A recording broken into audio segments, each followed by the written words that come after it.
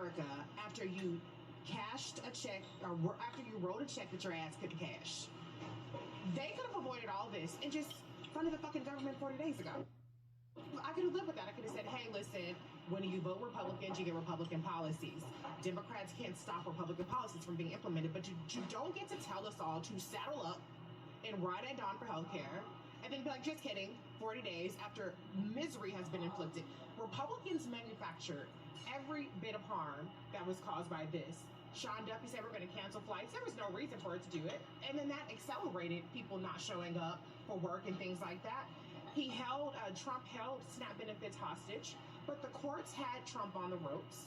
The public opinion was against the Republicans, and the Democrats folded. I know not all of them, but at the end of the day, you need a united caucus to combat an authoritarian regime, period. Yeah. And so why take people through all this if you're going to just fucking cave? And then to try to patronize us and throw a rock and hide your hand, Chuck Schumer, and acting like, oh, it's these gang of eight who.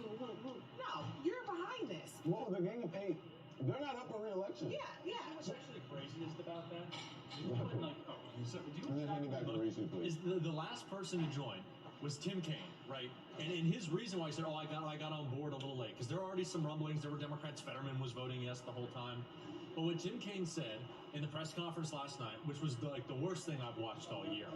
It was terrible, right? I'm sure we're going to check out some clips. It was embarrassing.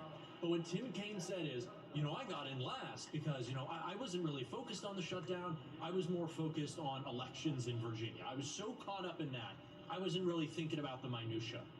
If you were watching the elections in Virginia, what you saw is people overwhelmingly turned out to say, Democrats, have a fucking spine, fight back, stand up to this administration. There are so many furloughed, fired, pissed off federal workers in your state. You should understand that they showed up to the polls and said, we need you to continue to fight. So it's an idiotic thing to say, and that's all I'm seeing is just idiotic statements from these Dems. Yeah.